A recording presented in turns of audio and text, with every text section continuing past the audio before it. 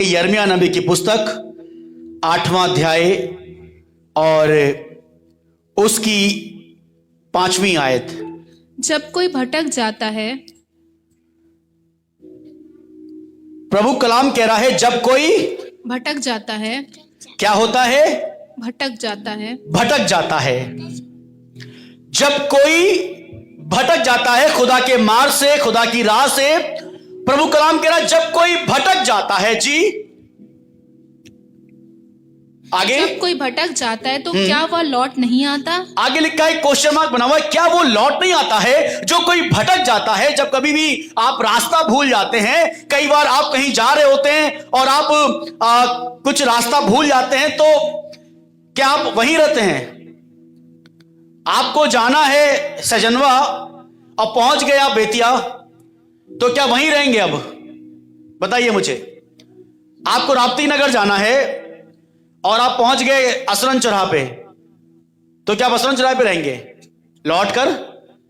क्योंकि आप भटक गए हैं, आप रास्ते से, मार्ग से भटक गए, तो आप लौट कर आएंगे। वैसे ही खुदा कलाम कह रहा है, और ये यिर्मयाह नबी जो एक खुदा का नबी है, खुदा का दास है, भविष्यवक्ता है, इस बात को कह रहा है जब कोई भटक जाता है तो क्या वो लौट कर नहीं आता है?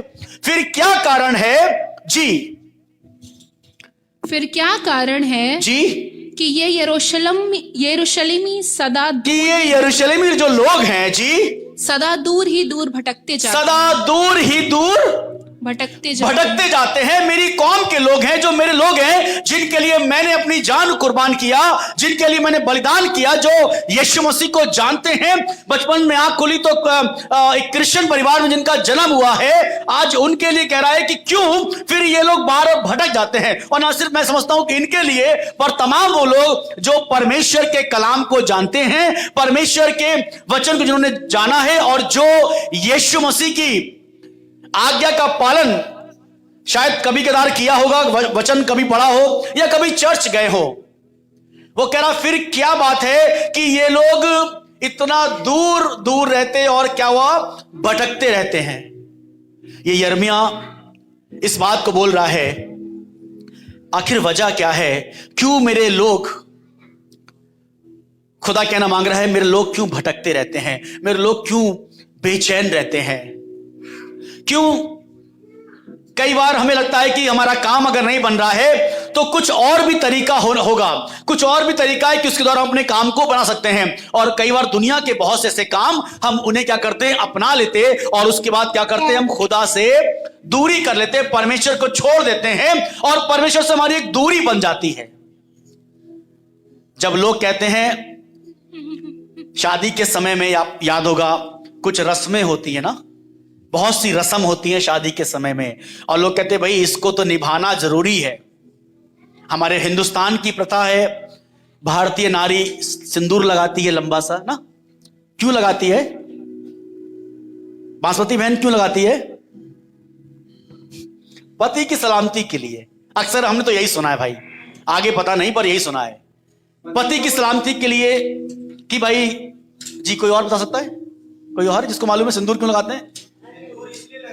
जी, वो पति ही डालता है जब वो शादी होता है। जी, नहीं, वो तो एक बार डालेगा ना, हर दिन तो पत्नी लगाती है। तो वो उसका एक चिन्ह है जी, कि वो शादीशुदा है, उसके नाम का सिंदूर वो प्रतिदिन। हाँ, ये उसका चिन्ह है। हाँ, तो जब ये चिन्ह है कि भाई अब ये सुहागिन है, इनकी शादी हो चुकी है, इनकी पत्नी हो चुकी है। कई बार लड़के भी देख रहे, अरे ये तो आंटी हैं, इनको नहीं देखेंगे, आंटी का सिंदूर लगा हुआ है ना। वैसे ही जो खुदा के लोग हैं उनके भी चिन्ह और एक छाप हो जाती है, उनके भी एक मोहर जाती है कि ये खुदा के हैं। और उसके बाद भी हम क्या करते हैं, खुदा को त्याग देते हैं। उस खुदा ने भी हमारी मांग भरी है, हम भी उस दुल्हन के मानिंद उस खुदा के हैं, जिस खुदा ने हमारे लिए अपनी जान को कुर्बान कर दिया, इस सलीब पर अपनी जान को दिया है। और आज जब हम उसके कहलाते हैं, उसने अपने लहू के द्वारा क्या करा है, हमें खरीद लिया है। उसके बाद भी हमने अपने खुदा को छोड़ रखा है, अपने खुदा क्या कर रखा है, त्याग रखा है।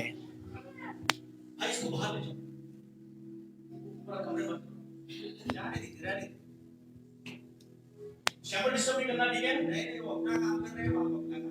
हालेलुया। और कई बार परमेश्वर बता रहा है कि मेरे लोग वो मेरे पास आना नहीं चाहते। और कई बार हम बहुत से ऑप्शंस, बहुत से तरीके, कुछ लोग बताते हैं कि ये वाला तरीका कर लो, ये वाला तरीका कर लो, यहां चले जाओ, वहां चले, शायद तुम्हारा काम बन जाए, इसके पास चले जाओ। पर इन सब के बावजूद हम खुदा के पास आना नहीं चाहते हैं।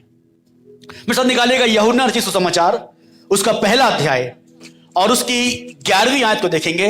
यूहन्ना रचित सुसमाचार, उसका पहला अध्याय और उसकी 11वीं आयत को सुनिएगा जी। वह अपने घर आया प्रभु कलाम कह रहा है, वो कहां आया? अपने घर आया, और उसके अपनों ने उसे ग्रहण नहीं उसके किया। अपनों ने उसे ग्रहण नहीं किया। यीशु मसीह बता रहा है अपने लोगों के बारे में कि जो विश्वासी है, जो मसीह है, जब मैं अपनों में आया, मेरे अपनों ने मुझे ग्रहण नहीं किया। वो कह रहा मैं एक ऐसी जाति के लिए अपनी बाहें फैलाए खड़ा हुआ हूं, उनका वेट कर रहा हूं कि मेरे लोग लौट कर मेरे पास आए, वो मेरे साथ में रहें, हमारे संग हम मिलकर आनंद करेंगे। पर आज संसार में बहुत से लोग, आप जिस किसी से पूछिए तो उसका पहला वर्ड यही होगा, बहुत परेशान है। हर एक व्यक्ति के पास जाइए तो उसका पहला वर्ड निकलेगा कि बहुत परेशान है।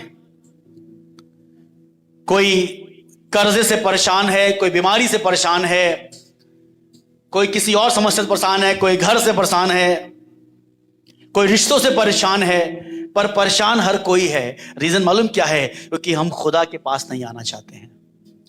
दुनिया में सब जगह जाना अच्छा लगता है, पर खुदा के पास आना पसंद हमें नहीं है। और यिर्मयाह भी कह रहा है, क्यों, क्या वजह है? ये लोग लौट कर नहीं आना चाहते हैं। एक इजरायली लोग जब उस मिस्र की गुलामी से निकाले गए, उसका मकसद ये था परमेश्वर का कि मैं इन्हें जंगल के मार्ग में कुछ सिखाऊंगा। शायद ये भटक चुके हैं, मेरी इबादत करना भूल चुके हैं, मेरा नाम लेना, स्मरण करना मुझे भूल चुके। उसने कहा कोई बात नहीं, मैंने सिखाऊंगा। और सिखाने के लिए उसने वो 3 दिन का जो रास्ता था 40 साल लगा दिए। 3 दिन का रास्ता था और 40 साल लगा दिए, सिर्फ इसलिए कि मेरे लोग सीख लें, मेरे लोग जान लें। अब मैंने आपको पिछले हफ्ते बताया भी था कि वो उनके लिए मन्ना बरसाता था, आसमान से मन्ना आ रहा था, आसमान से बटेरें आ रही थी। बाइबल कहती है कि उनके कपड़े पुराने नहीं हुए, उनके कपड़े फटने भी नहीं दिए। लिखा है उनके पैरों में सूजन तक नहीं हुई। 40 साल से चल रहे थे पर पैरों में सूजन नहीं पड़ी है। उसके बाद भी लौट कर खुदा के पास नहीं आ रहे हैं, उसका धन्यवाद नहीं कर रहे हैं। आप देखिए चर्चेज में आज जब इबादत करते हैं आराधक लोग, कितने लोग हैं? कुछ ही लोग हैं हाथ उठा के आराधना करते ना, कुछ लोग खड़े रहते हैं, क्योंकि हम उसके पास आना चाहते ही नहीं है। शायद घर वालों की बंदिश में कहने पे चले आए, पर मन नहीं था दिल से कि हम खुदा घर में जाएं। कुछ लोग डर के हमारे हाथ को ले जाते हैं, चलो इतवार है, हफ्ते का पहला दिन है, चला जाए, 1 घंटे की तो बात है, खाली बैठ के चले जाएंगे। और वही हुआ कि सदियों से मैं और आप चर्च आते हैं और आके वापस वैसे लौट जाते हैं। ना बरकत दिख रही है, ना कुछ घर में काम दिख रहा है, ना जीवन में कुछ काम दिख रहा है। रीजन यही है कि अभी भी हम खुदा से दूर हैं। हम इस मनसा से नहीं आते, प्रभु आज मेरे लिए क्या रखा हुआ है। इस मामले में वो बच्चा आइजैक बहुत अच्छा है, उसको मालूम है कि चर्च के बाद समोसा मिलेगा। उसे उम्मीद तो है कि चर्च के बाद क्या मिलेगा, अभी आराधना खत्म हो जाएगी तो समोसा मिलेगा। मम्मी जाना नहीं, अभी समोसा मिलेगा। पर हम जो खुदा के लोग हैं किसी उम्मीद से नहीं आते हैं, बस चल रहे, चर्च आए, बैठे, हाँ अच्छा लगा कुछ, बस चले गए। पर जब आप इस उम्मीद से आते, खुदावन मैं तुझसे मुलाकात करने जा रहा हूं, हालेलुया, आज की आराधना मेरे लिए है, आज का वचन मेरे लिए, शायद जो गवाही दे रहा है आज वो प्रभु मेरे लिए होने पाए। एक एक बात प्रभु तेरा दास के द्वारा निकले वो मेरे लिए होने पाए। मैं सच बता रहा हूं, आप बरकत पाके जाएंगे, हालेलुया। आप खाली हाथ लौट कर नहीं जाएंगे, पर खुदा की हुजूरी को अपने साथ अपने घर में लेके जाएंगे और आपके घर में आप सुकून पाएंगे। फिर आप ये कह नहीं पाएंगे, जब लोग पूछेंगे क्या हाल चाल है, तो आप ये नहीं कहेंगे बस कट रही है, जी रहे हैं, है ना, गुजारा हो रहा है, हालात बड़े खराब हैं। तब नहीं कहेंगे प्रभु का धन्यवाद हो, हालेलुया। आप कहेंगे प्रभु का धन्यवाद हो कि हम सलामत हैं। मेरे साथ निकालिएगा यशायाह नबी की पुस्तक 30वां अध्याय और उसकी 9वीं और 10वीं आयत देखेंगे। यशायाह नबी की पुस्तक 30वां अध्याय, यशायाह उसका 30वां अध्याय और उसकी 9वीं और 10वीं आयत। क्योंकि वे बलवा करने वाले लोग जी और झूठ बोलने वाले लड़के हैं, इंग्लिश में लिखा है चिल्ड्रंस, यानी कि बच्चे झूठ बोलने वाले बच्चे जी, जो यहोवा की शिक्षा को सुनना नहीं जो चाहते, यहोवा की शिक्षा को सुनना नहीं नहीं चाहते। आज जवान, उनको आराधना करना पसंद नहीं है। आज जवानों को स्तुति करना पसंद नहीं है। जवानों को चर्च में बैठना पसंद नहीं है। जवानों को चर्च में काम करना पसंद नहीं है। हाँ, अच्छा लगता है बर्थडे हो, फंक्शन हो, पार्टी हो, कहां पे डीजे बज रहा हो, वहां पे नाचेंगे, है ना। हमारे दोस्त ने बुलाया, मम्मी बहुत जरूरी जाना है, जाना ही जाना है भाई, दोस्त का बर्थडे है, जाना है। पर कभी लड़े मम्मी के लिए, मम्मी आज चर्च जाना है, लाइट आए चाहे ना आए, कपड़ा प्रेस हो चाहे ना हो। चर्च जाने के लिए बहुत से बहाने हो जाते हैं, पर खुदा के अलावा संसार के लिए हमारे पास बहुत से जो काम आते हैं, तो हमें उसमें जाना अच्छा लगता है। और मालूम क्या कह रहा है जी आगे, वे दर्शियों से कहते हैं, वे दर्शियों से कहते हैं। अब सुनिएगा, ये बहुत इंपॉर्टेंट बात बता रहा हूं आपको, ध्यान सुनिएगा। दर्शी यानी कि जो दर्शन की बातें बताते हैं, जो भविष्यवक्ता होते हैं, उनके लिए कह रहे हैं जी, दर्शी मत बनो। दर्शी मत बनो। देखिए, हमसे भविष्यवाणी की बातें मत किया करिए। हमसे आप ये जब भी मिलते हैं, आप ये क्यों कहते हैं कि तुम सेवा करोगे, तुम प्रभु की दासी बनोगी, तुम आराधक बनोगे, हमसे आप यही वाली बातें क्यों करते हैं? अक्सर बहुत से लोग को बड़ा बुरा लगता है। आप आते हैं, बुरी बात नहीं है, आया करिए, बैठा करिए, चाय भी पीजिए, नाश्ता भी करिए, पर बस अच्छी बातें बोली और क्या हुआ, चले जाइए। आगे क्या लिखा हुआ है जी, और नबियों से कहते हैं, और नबियों से कहते हैं, खुदा के दासों से कहते हैं, पास्टर से कहते हैं, हमारे लिए ठीक नबूवत मत करो। हमारे लिए ठीक नबूवत यानी कि हमारे लिए अच्छी बातें, ठीक बातें ना बोलो। बहुत गहरी बात बता रहा हूं। वो कह रहे हैं हमारे लिए ठीक नबूवत मत करो। खुदा का दास बता रहा है कि बेटा, जिस बंधन में तू है, जिस रिश्ते में तू चल रहा है, ये रिश्ता तुझे आगे चल के बर्बाद कर देगा। तू शैतान के चंगुल में चला जाएगा। आज जो जिस दोस्त का तूने हाथ पकड़ा है, ये तुझे बर्बाद कर देगा, ये तुझको छोड़ेगा नहीं। जिस परिवार का साथ पकड़ा है, ये तुम्हें आगे चल के बर्बाद कर देगा। जिस अंकल की तुम घर में बहुत ज्यादा सुनते हो ना, ये अंकल तुम्हें बर्बाद कर देंगे, तुम्हारे बच्चे को बर्बाद कर देंगे। और ये कह रहे हैं ठीक बातें ना बताइए, पर क्या करिए जी, हमसे चिकनी चुपड़ी बातें, हमसे कैसी बातें, चिकनी चुपड़ी बातें करिए, अच्छी वाली बातें करिए। तभी तो लोग कह रहे भैया वहां जाएंगे पंजाब, है ना, अमृतसर जाएंगे, जलंधर जाएंगे, चंडीगढ़ जाएंगे, वहां पर बड़ी अच्छी बातें होती हैं। हम देख रहे हैं आपके पास 2 साल बाद गाड़ी मिल जाएगी, हम देख रहे हैं आपके घर में ये आने वाला है, हम देख रहे हैं आपके पास बड़ा घर आने वाला है। हाँ, ये वाली बातें करिए, हमको सुधारने वाली बातें मत किया करिए, हमको डांटने वाली बातें मत किया करिए। एक पासवान ने, तो मैंने आपको जैसे बताया कि एक परिवार से कह दिया कि आपके बच्चे ठीक नहीं है, इनको समझाइए। और माँ बाप को बड़ा बुरा लगा कि आपकी हिम्मत कैसे हमारे बच्चे को बोलने की। और ये शुरुआत से खुदा का दास कह रहा है कि ये नबियों से भी कहते हैं, हमारे लिए ऐसी बातें मत बोला करो, पर चिकनी चुपड़ी बातें करो जो में अच्छी लगती हैं। खुदावन का दास पौलुस भी कहता है कि अंत के दिनों में बहुत से लोग अपनी कानों की खुजली के अनुसार ऐसे प्रचारक को क्या करेंगे, चुन लेंगे, जो सिर्फ मीठी और चिकनी चुपड़ी बातें करते हैं, अच्छी फैलाने फुसाने वाली बातें करते हैं। अरे जयप्रकाश भाई, बहुत बढ़िया हैं आप, बहुत अच्छे हैं, कोई बात नहीं, आप मंदिर भी जा रहे हैं, मंदिर भी जाइए, मस्जिद भी जाइए, और हमारे चर्च में भी आइए, कोई दिक्कत नहीं। आप ये भी करिए, वो भी करिए, अच्छी बातें क्यों सेटिंग करके रखिए, संबंध ना खराब हो जाए। पर मैं सच बता रहा हूं, बाइबल कहती है, पौलुस कह रहा है इस बात को कि अंत के दिनों में बहुत से लोग ऐसे प्रचारक को क्या करेंगे, चुन लेंगे। आज लोग देखते ना व्हाट्सएप पे, फेसबुक पे, किसका वाला सुने, जो अच्छी बातें कर रहा है, जो भविष्यवाणी कर रहा है, इसका सुनो, ये अच्छी बातें बोल रहा है, देखो शायद हमारे लिए भी कुछ बोले, शायद हमारा भी नाम ले। और अब घंटों बैठ के सुनते रहते हैं, क्या पता हमारा नाम ले ले, क्या पता हमारा नाम ले कुछ बोले, कुछ अच्छी बात बोले। माफ कीजिएगा, आप बड़े भूल और भ्रम में पड़े हुए हैं। जकरिया नबी की पुस्तक 7वां अध्याय, मलाकी से पहले जकरिया 7वां अध्याय और उसकी 11वीं आयत निकालिएगा। सुनिए खुदा कलाम क्या कह रहा है। जकरिया नबी की पुस्तक 7वां अध्याय और उसकी 11वीं आयत, जल्दी से निकालिएगा। जकरिया 7:11 जी, जिस किसी को मिल गया हो पढ़ दें। परंतु उन्होंने चित्त लगाना ना चाहा, परंतु उन्होंने चित्त लगाना ना चाहा जी, और हट किया, और क्या किया, हट किया जी, और अपने कानों को बंद कर लिया, और अपने कानों को बंद कर लिया। आज आप देखिए गोरखपुर जहां पे हम लोग रह रहे हैं, जो यहाँ पे एक जगह है पश्चिम मोहल्ला ना, ये वाला जो क्षेत्र है, कितने जवानों ने अपने कानों क्या कर लिया है, बंद कर लिया है, खुदा की आवाज सुनना नहीं चाहते, खुदा कलाम सुनना नहीं चाहते। और ना सिर्फ मैं यहाँ की बात कर रहा हूं, पर हिंदुस्तान में बहुत से ऐसी कॉलोनी, बहुत से ऐसे शहर हैं जहां पर जवानों ने अपने कानों क्या कर लिया है, बंद कर लिया है। खुदा की आवाज सुनना चाहते हैं। आवाज सुनें किसकी? आप उनसे पार्टियों की आवाज उन्हें दीजिए, पार्टियों की बात करिए, उस आवाज को सुन लेंगे। आप कहेंगे चलो आज शाम में लगाई जाएगी, वो कहेंगे हाँ ये वाली आवाज अच्छी है, इस वाली आवाज सुना जाए। चलो वो कहेंगे चलो कुछ गलत काम करा जाए, हाँ ये वाली आवाज अच्छी है। पर जब कोई तुमसे कहे कि आओ खुदा घर को चलें, आप में से बहुत से लोग के दोस्त भी होंगे, मैं समझता हूं बहुत से जवानों के दोस्त होंगे।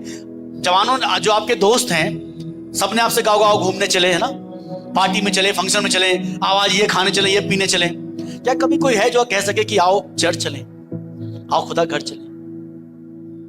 आपकी परेशानी में कि यार मैं तुम्हारे लिए उपवास करूंगा, तुम्हारी आज तुम इतने परेशान हो, तुम बीमार हो, यार मैं तुम्हारे लिए उपवास करूंगा क्योंकि तुम मेरे दोस्त हो, मैं तुम्हारे लिए उपवास रख के प्रार्थना करूंगा, मैं तुम्हारे लिए आंसू बहा के प्रार्थना करूंगा। कोई है ऐसा कहने वाला? है किसी का दोस्त जो कह सके भाई हमारा दोस्त ऐसा जो ऐसा कहता है? माफ कीजिएगा, बिगाड़ने वाले सब मिलेंगे पर जिंदगी बनाने वाला कोई नहीं मिलेगा। ऐसे बहुत से जवान हैं, मैं देखता हूं कि वो उन्होंने अपने कानों को बंद कर रखा है। वो कहते हैं अरे भाई साहब ये सब बातें मत किया करिए, हमसे आप जब भी मिलते हैं बाइबल की बातें करते हैं। अब पासवान तो बाइबल की बातें करेगा ना, एक चोर चोरी की बातें करता है ना, एक साहूकार की बातें करेगा, एक बिजनेसमैन की बातें करेगा। तो वैसे ही प्रभु के दास जब खुदा की बातें करता है तो उनको क्या कहते हैं, अपने कानों को उन्हें बंद करके रखा हुआ है। सुनिएगा यिर्मयाह नबी की पुस्तक 2 अध्याय और उसकी 32वीं आयत निकालेगा। यिर्मयाह नबी की पुस्तक 2 अध्याय और उसकी 32वीं आयत को, और आखिरी आयत निकालेगा इब्रानियों 12:25। यिर्मयाह 2:32 जी। क्या कुमारी जी अपने श्रृंगार या दुल्हन अपनी सजावट भूल सकती है? अच्छा आप मुझे बताइए कितने लोग की शादी हो चुकी है? अपने हाथों को उठाएं। ओके, जब आपकी शादी हुई थी उस समय आप लोग तैयार हुए थे? कोई तैयार करने मतलब आया होगा परिवार का या ब्यूटी पार्लर से? सिस्टर जो पीछे बैठी है, क्या नाम है आपका? करुणा। तैयार हुई थी ना? वो पार्लर वाली आई थी, गए थे पार्लर में, अच्छा सजाया था खूब बढ़िया से। अब सोचिए बिना मेकअप के आप जा सकती शादी में? आपकी शादी हो और कहे भाई करो ना मेकअप, छोड़ो यार ऐसे चलो, कैसा लगेगा? नहीं अच्छा लगेगा। एक दुल्हन वो अपना श्रृंगार नहीं छोड़ सकती है। वैसे लिखा है कि ये स्त्रियां जो अपने, उर्दू में लिखा है गहने, अपने गहने छोड़ सकती हैं। मासवती बहन, जयप्रकाश भाई मोटी चेन दिला के लेके आए आपके लिए दुबई से, आप में नहीं चाहिए, दे हटा दो, है शिप पे किसी और को दे दो। नहीं, अरे भाई कीमती है, जेवर हमारे लेके आए, औरतों को गहने पसंद है। सुनिए क्या लिखा जी। क्या कुमारी अपने श्रृंगार हाँ या दुल्हन अपनी सजावट भूल सकती जी? है? तो भी मेरी प्रजा ने युगों से मुझे भुला दिया है। तो भी मेरी प्रजा ने युगों से मुझे भुला दिया, युगों से, सदियों से मुझे क्या कर रखा है? भुला दिया। चर्च जाना पसंद ही नहीं है, इबादत करना, मीटिंग कराना पसंद नहीं है, दुनिया के सब काम करते हैं पर खुदा से मिलना, खुदा के पास जाना हमें पसंद नहीं है। एक श्रृंगार करने वाली एक दुल्हन वो भी तैयार होती है कि भाई मेरी शादी है, और जो खुदा के लोग, खुदा कह रहा है कि सदियों से मेरे लोग मुझे छोड़े बैठे हैं, मुझे प्यार ही नहीं करते, मुझसे मिलने नहीं आते हैं। खुदा सोचिए उसके अपने भवन में आपका इंतजार करता है कि मेरे लोग आएंगे, मैं उनसे बातें करूंगा, मेरे पास उनके लिए कुछ है। पर जब आप जाएंगे नहीं तो कैसे मिलेगा? एक आयत थी ना, महिमा बता रही थी कि जो चर्च नहीं जाता है उसके घर में बरकत नहीं होती है। सोचिए कि जो खुदा घर नहीं जाता है उसके घर में बरकत मालूम क्या होता है? उठ जाती है। और हम सोचते हैं प्रभु घर में बरकत क्यों नहीं है, घर में आशीष क्यों नहीं हो रही है, क्यों चीजें सब बिखरी सी हैं, कुछ बन नहीं पा। रीजन यही है कि तुमने खुदा को त्याग कर रखा है, तुमने खुदा को छोड़ रखा है, उसे अपना लो। आखिरी बात पढ़ेंगे जी, इब्रानियों 12:25 सुनिएगा। इब्रानियों 12:25 जी, जल्दी से निकालिएगा। सावधान रहो जी, सावधान रहो और उस कहने वाले से मुंह ना फेरो जी, क्योंकि वे लोग जब पृथ्वी पर के चेतावनी देने वाले से मुंह मोड़कर ना बच सके जी, तो हम जी स्वर्ग पर से चेतावनी देने वाले से मुंह मोड़कर जी कैसे बच सकेंगे। आपको याद होगा ये जिक्र हो रहा है नूह के समय में, जब नूह ने लोगों को सिखाया, जब नूह ने लोगों को बताया कि भैया मान जाओ, परमेश्वर पृथ्वी को नाश करने पर है। लोग है पागल हो गए हो क्या? कभी सुनी है वर्षा? कभी अबे कभी जब वर्षा ही नहीं हुई है तुम कह रहे हो कि परमेश्वर पानी से बर्बाद कर देगा। ये पागल हो गया नूह। जब नूह जहाज बना रहा था, मालूम है 100 साल लगे थे जहाज बनाने में। आप जो चलाने वाले हैं इंटरनेट, गूगल में सर्च करिएगा नूह, जो इंग्लिश में डाल सकते हैं, इंग्लिश में, जो हिंदी में टाइप कर सकते हैं हिंदी में लिखिएगा नूह का जहाज। एक बड़ा सा जहाज आपको दिखेगा। ये वही जहाज है जो नूह ने बनाया था, और बनाने में कितने साल लगे? 100 साल लगे। 300 हाथ उसकी लंबाई, 50 हाथ चौड़ाई, 30 हाथ उसकी ऊंचाई, इतना बड़ा जहाज। लोग कह रहे पागल हो गया नूह। उसने कहा गोपेर की लकड़ी का बनाना, और उस समय जंगल नहीं होते थे गोपेर के, कहीं अलग अलग जगह से बेचारा कैसे कैसे काट के लाता होगा, लकड़ी इकट्ठा करता होगा, छीलता होगा, फिर उस पर रंदा चलाता होगा, उसकी मरम्मत कर रहा होगा। इतने संसाधन नहीं हुआ करते थे पुराने समय। आज जो टेक्नोलॉजी है, भाई आपने काटा ट्रॉली में भरा लिया है, कंधे पे लाद के बैलगाड़ी, जो भी कुछ जानवर होंगे उन पर लाद के लाता होगा। 100 साल लगे बनाने में। क्या इन 100 सालों में लोगों ने उसे बोला नहीं होगा? कितने लोगों ने उसका मजाक उड़ाया, उसे बेइज्जत किया, अरे नूह बाबा पागल हो गए हो, ये जहाज बना रहे हो कहां चलाओगे? लोग उसके बच्चों से बोलते होंगे अरे तुम्हारा बाप पागल हो गया है, ये क्या बना रहा है, ये चलाएगा कहां? ये तो बताओ, यहां तो पानी है ही नहीं, यहां कोई आसपास नदी भी नहीं है, और बारिश कभी हुई नहीं है, तो कैसे तुम्हारा बाप जो बता रहा है कि सब बर्बाद हो जाएंगे, सब नाश हो जाएंगे, और लोगों ने उसकी नहीं सुनी। तो सोचिए, जब आसमान का खुदा जो मेरे और आपको बार बार आवाज दे रहा है, बार बार बता रहा है वचन के द्वारा, दर्शन के द्वारा, खुदा के दास के द्वारा, तो भी आप नहीं सुन रहे। सोचिए जब वो लोग नहीं बचे तो क्या मैं और आप बच जाएंगे? मैं और आप बच जाएंगे? नहीं बचेंगे। ये मौका है, ये समय। और फिर से उसी आयत को पढ़ाएंगे, इब्रानियों की पुस्तक और उसका 3रा अध्याय निकालिएगा। ये मेरी पसंदीदा आयत है, मुझे बहुत अच्छी लगती है। मैं चाहता हूं फिर से इस आयत को निकालिएगा, इब्रानियों 3, 7 और 8। आज फिर से सुन लीजिए और इस वचन को अपने दिल में घर बना लीजिए, इसको बसा लीजिए। ये वचन आपकी बहुत सहायता करेगा। इब्रानियों 3, 7, 8 जी। अतः जैसा पवित्र आत्मा कहता है, यदि आज तुम उसका शब्द यदि सुनो, आज तुम उसका शब्द सुनो, तो अपने मन को कठोर तो अपने मन को कठोर ना करो। अभी भी अगर आपने मनो कठोर करके रखा हुआ है तो मैं कहता हूं नाश आपका निश्चय है, कोई बचा नहीं सकता। अभी भी समय है, लौट आइए खुदा के पास, उसकी बाहें फैली हैं। जब तक जीवित हैं तब तक प्रभु से आप रिपेंट कर सकते हैं, प्रभु से क्षमा मांग सकते हैं, और आप अनंत जीवन में के वारिस हो सकते हैं। और अगर एक बार आप मर गए, एक बार आप इस संसार में आपकी आंखें बंद हो गई, फिर वो सब द्वार बंद हो जाएंगे जो द्वार खुले हुए हैं इस समय। वो रिपेंट का द्वार, वो तौबा का द्वार, वो अंगीकार का द्वार, वो सब आपके लिए बंद हो जाएगा। फिर उसके बाद मालूम क्या होगा? सिर्फ और सिर्फ न्याय होगा। आप चाहते हैं कि न्याय के समय परमेश्वर आप पर दया करे और आप भी उसकी बादशाहत में हो, उसके सिंहासन में उसके साथ बैठे, तो उसके लिए आपको तौबा करना पड़ेगा, परमेश्वर के पास लौट कर आना पड़ेगा। हालेलुया। आइए अपनी आंखों को बंद करें और दुआ में चलें। प्रभु यीशु मसीह, हम आपसे प्रार्थना करते हैं इस समय, वो तमाम लोग जो इस समय प्रभु जी हमें सुन रहे हैं, देख रहे हैं, एक एक जन को प्रभु तेरे नाम से हम आशीष देते हैं और कहते हैं प्रभु आशा कलाम इनसे बातें करे। जब उन्होंने तेरी आवाज को सुना है प्रभु, तो अपने हृदय को कठोर ना करे, ये तुझे अपना उद्धार करता करके स्वीकार करे और ये कहे परमेश्वर अब से मैं तेरे पीछे चलूंगा, तेरी इबादत करूंगा, तेरी स्तुति करूंगा। खुदावन, मैं बहुत भटक लिया, मैं बहुत भाग लिया, मैंने बहुत परिश्रम करके देख लिया है, सब कुछ करके देख लिया खुदावन, पर अब तेरी हुजूरी में, तेरी बारगाह में आया हूं, तेरे समीप आया। प्रभु तू मुझ पर दया कर, प्रभु मुझ पापी पर दया कर। जितने लोग इस बात को कह रहे प्रभु मुझ पर दया कर, मैं अपना जीवन तुझे सौंपता हूं और अब से जीवन प्रभु मैं तेरे अनुसार व्यतीत करना चाहता हूं, मैं एक मसीह जीवन को जी सकूं। हाँ प्रभु, मैं लौट कर तेरे पास आना चाहता हूं। प्रभु मुझे स्वीकार करे, मुझे ग्रहण करे। मैं प्रार्थना करता हूं परमेश्वर आज इनसे बातें करिए। और प्रभु प्रार्थना करते हैं खासतौर से वो लोग जो इस समय बीमार हैं, वो लोग जो इस समय परेशान हैं, मुसीबत में है, तकलीफों में है, हम उनके लिए भी प्रार्थना करते हैं। खासतौर प्रार्थना करते हैं भाई डैनियल के लिए, हम उनके मानसिक संतुलन के लिए प्रार्थना करते हैं। प्रभु उन्हें बुद्धि दे, समझ दे प्रभु, और चीजें फिर से बेहतर हो जाएं। और प्रार्थना करते हैं परमेश्वर तेरी ओर से ये फिर से खुदावन जवान तेरी खिदमत करे प्रभु, तेरे लिए गीतों गाए पिता। हम प्रार्थना करते हैं उनके परिवार पर भी यीशु मसीह अपना अनुग्रह कर। प्रार्थना करते हैं परमेश्वर हम भाई अमित के लिए प्रार्थना करते हैं। प्रार्थना करते हैं खास तौर से यीशु मसीह इस समय भाई रानू के लिए, उसके जीवन पर यीशु मसीह अपना अनुग्रह कर। कोई और भी अगर प्रभु बीमार है, कोई और भी मुश्किल में है, परेशानी में, किसी रोग में है, यीशु मसीह उन पर दया कर। जो यहाँ बैठे हुए हैं इनके परिवार में कोई अगर बीमार है, कोई रोगी है, या इनमें से कोई रोगी है, प्रभु यीशु मसीह अपना हाथ बढ़ा के छू ले।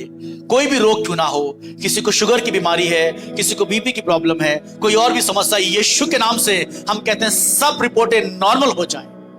प्रभु तू दया कर, तेरे लहू के खून खरीदे लोग हैं परमेश्वर, प्रभु तू इन पर दया कर। ये तेरे गवाह बन जाओ, कह सकें कि वो जो असंभव है मेरे खुदा ने मेरे लिए संभव कर दिया है। पिता हम प्रार्थना करते हैं परमेश्वर, किसी के पास जॉब नहीं है उसके लिए जॉब के लिए प्रार्थना करते हैं। कोई परेशान है अपने परिवार को लेकर, घर में कलेश होता है, झगड़ा चल रहा है, रिश्ते खराब हैं, हम इन परिवारों के लिए भी प्रार्थना करते हैं परमेश्वर। किसी के ऊपर कोई कोर्ट केस चल रहा है, कोई मुकदमा है, यीशु मसीह तेरे नाम से प्रार्थना करते हैं इस वर्ष सब फाइनल होने पाए। हम प्रार्थना करते हमारी कलीसिया पर अनुग्रह कर, एक एक परिवारों पर, हमारी कलीसिया के बच्चे, जवान, बुजुर्ग, महिलाएं, सबों पर प्रभु तेरे अनुग्रह की दृष्टि बनी रहे और ये सब प्रभु तुझ में बढ़ते चले जाएं, तेरी महिमा करे परमेश्वर। हम इनकी सलामती के लिए प्रार्थना करते हैं, इनकी सुरक्षा के लिए प्रार्थना करते हो, कहते हैं प्रभु ये तुझ में बने रहें, इनका परिवार तुझ में बना रहे। तमाम वो भाई बहन जिन्होंने अपनी प्रेयर रिक्वेस्ट को हमें भेजा है, हम उनके लिए भी प्रार्थना करते हैं। खासतौर प्रार्थना करते हैं उन बहनों के लिए जो कंसीव नहीं कर पा रही यीशु मसीह, जो मां नहीं बन पा रही है, हम उन बहनों के लिए प्रार्थना करते हैं प्रभु तू उन पर दया कर। सब बात में धन्यवाद करते हो प्रभु जी। प्रार्थना करते हैं हमारे देश पर दया कर, हमारे देश की सलामती के लिए प्रार्थना करते हैं परमेश्वर। सारे पासवानों के लिए प्रार्थना करते हैं जहां जहां खिदमत कर रहे हैं प्रभु, उन सभी खादिमों के लिए प्रार्थना करते हैं, उनकी कलीसिया, उनकी मिनिस्ट्री की प्रार्थना करते हैं। प्रभु तू दया कर। एक बार फिर से हम सब तेरे चरणों में आते हैं, प्रभु हम पर दया कर। सारा आदर सारी महिमा आपको दे। इस प्रार्थना को प्रभु आपके बेटे अपने उद्धारकर्ता यीशु मसीह नासरी के नाम से मांगते हैं, आमीन।